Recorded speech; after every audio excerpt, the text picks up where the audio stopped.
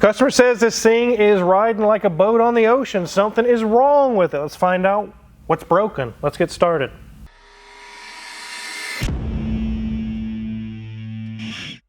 Okay, that's enough, Mrs. Wizard. I'm getting sick. Okay. Okay, that's much better. I feel like I'm not going to throw up now, Mrs. Wizard. That's good, dear. I would hate for you to mess up their pretty Lexus.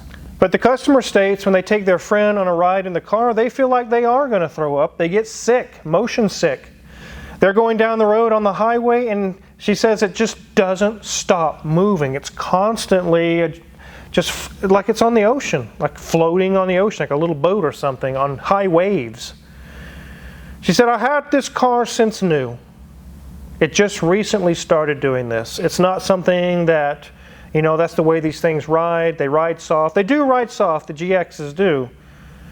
But she said it's gotten way worse. I did take it on a road test and confirmed in sport mode it's tolerable, but if you put it into normal comfort mode, it just is a very unsettled ride. It never stops moving. And when you go over bumps, you can feel wheel hop going on. We're going to find out what's going on with that today. Also, we found some things that weren't on the list. When we get it on the lift, we'll show you that. Let's take a look around this GX460. Here's the beautiful front of this 2013 Lexus GX460. The headlights are fairly clear on it, and the paint is clean. It's roughly 195,000 miles on this thing, and it is the limited edition, which seems really nice at first. We're going to find out once we realize what's wrong with this car. It's going to cost us to spend a lot more money. Has some beefy 18-inch wheels on it. It's missing the center cap there. The tires have a little bit of life left in them. They're not bad, but as you can see, it's been taken care of very well. It's not dented and beat up and scratched and rusted. GX460 on the back. It has a towing hitch on the receiver there, and again on this side it looks very, very nice. Let's go ahead and hop under the hood. So here's our 1UR FE 4.6 V8. Go ahead and pull this rib cage off. Looks like a Halloween costume, Mrs. Wizard. Sure, dear. It's like got a nice Power Ranger. Your Power Ranger. It's a nice breastplate for you. Yeah. These are very, very reliable, and they don't have timing belts, which is really nice. These aren't very powerful. I took it for a cruise, and I'm used to Mrs. Wizard's Defender 90, the P400. That thing, the power is so linear. The more gas you give it, the faster you go, and it just climbs. It just climbs. It's so fast. This thing, you can go to 3/4 throttle, and not a whole lot happens. It's not a powerhouse, but it's dead reliable. Take a look around here. You can see there's our plastic intake with some foam. Looks like some foamy stuff going on there. One thing I don't like seeing about those is if you remove this foam, rodents and things can get under there and make nests. I've seen that so many times. And they hide in there and chew wires and make a mess. Luckily, that's not the case here. You can see our coils are easy to get to if we want to do a tune-up with plugs and coils. It is a little tight in here, especially on the sides of the engine as you get towards the frame rails. There's not much room to fit wrenches or hands or anything like that. We do have old school thermal clutch fan, but no serious things going on the top part of this engine. So I'll go ahead and show you what it looks like on the interior of this GX. It's actually really nice. Take it away, Mrs. Wizard. There you have it, 194,101 miles. And okay, nice, easy to read gauge cluster, looking good. Got a few lights on there, just, you know, to make sure their bulbs still are working there. As we move up, you'll see that we do have a mount for their cell phone. We have a large dash. I love this, what now we would call this almost a vintage low-res kind of screen there, and yes, that is where we are located on West 1st Street. As we move down, you can see that they do have an airbag light on because nobody's seated over there, but I like this. This pushes down, and then you can access more of those radio controls, and it just pushes and comes back up. Really cool. Have a nice little display, nice little spot back here. That closes. I like how it toggles back and forth. It would close all the way, but they've got, you know, charge ports and things in there going on.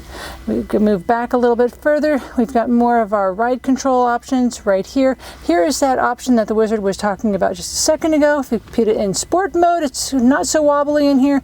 Put it in this comfort mode, and yeah, you're getting seasick. Sorry.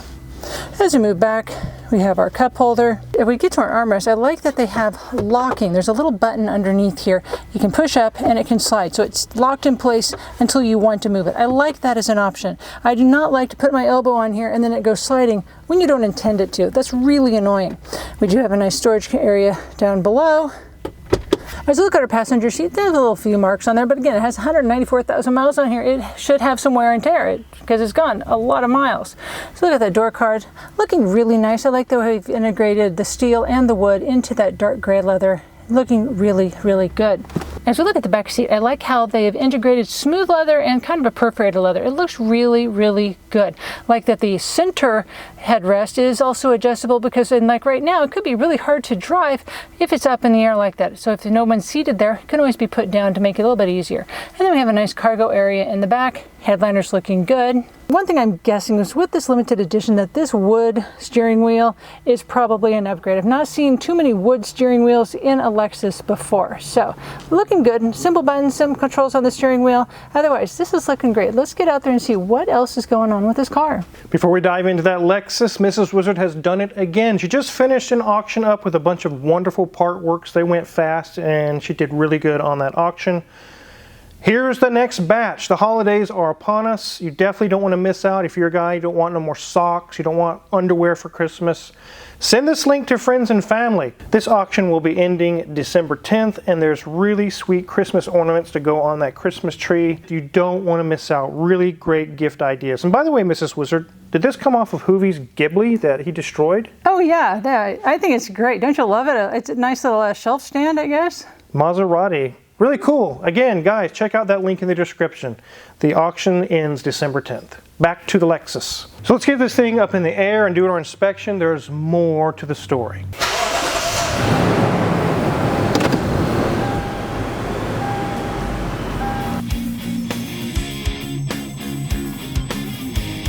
So Junior Mint does have all the shields removed off of this. And by the way, they're metal. They're not chintzy plastic. One thing he did notice right away is a coolant leak. Take a look.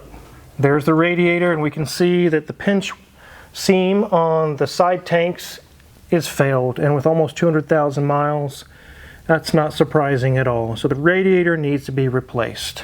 It does have a really cool feature on the sway bar. It has this little hydraulic feature that can change some of the terrain response. It's really, really cool. Our oil filter is very easy to get to right up front.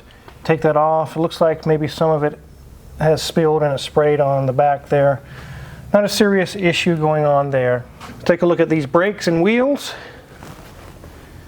The brakes have about 30% remaining. They're still good. The shocks don't show anything leaking, but we're going to talk about that in a minute. That there's definitely an issue with those. CV boots are good.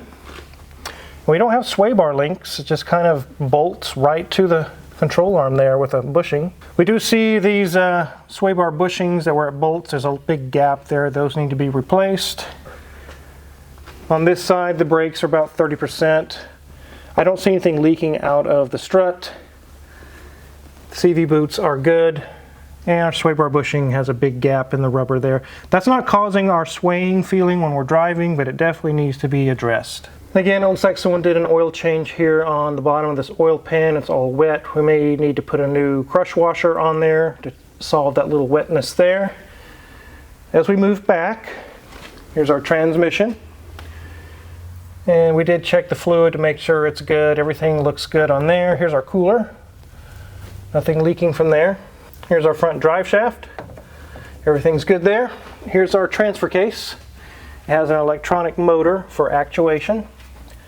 Those have been known to go bad on Toyota products, but it's not common. Here's our rear drive shaft. Again, nothing leaking here on the transfer case. Here's our beefy fuel tank with a steel or a metal shield, not chintzy plastic. Rear drive shaft, U-joint is good. Exhaust is intact. I don't see anything leaking from the differential. The customer did mention she had the rear airbags replaced, trying to address this issue. But we're going to talk about that as well, how that wouldn't really solve anything. But those are new R-Knot airbags. Here's our shocks, and you can see they're electronic. They're not your everyday $80 shock. These are electronic specialty shocks. Here's our ride height sensor. Nothing's broken. I always check these. They easily get neglected and they can cause issues and say, well, I didn't see anything wrong, because you didn't even check. That's why. Ride height sensors are intact. Nothing broken there. The same situation over here. Kind of hard to see, but it's in front of this airbag. Our brakes in the back are about 60% remaining. Even though our shocks are electronic, they're not leaking. Nothing's leaking from the axle. And same thing over here. Brakes are good. I don't see any serious issues with that. And again, we have our adjustable sway bar. It's like hydraulic, I think. You can see hydraulic lines going to it. Really, really cool feature. Here's our spare. It's got air in it. And single exhaust out the back. I wouldn't want to hit my head on this, Mrs. Wizard. No, that's a serious bit of steel. Let's check out the date codes on those tires. So these are Goodyear Assurance. They have some nice thick tread on them. Like I mentioned in the beginning of the video, they have quite a bit of life left in them. And the date code is 5th week of 24, so they're a little over a year old. Definitely got a lot of life left on these.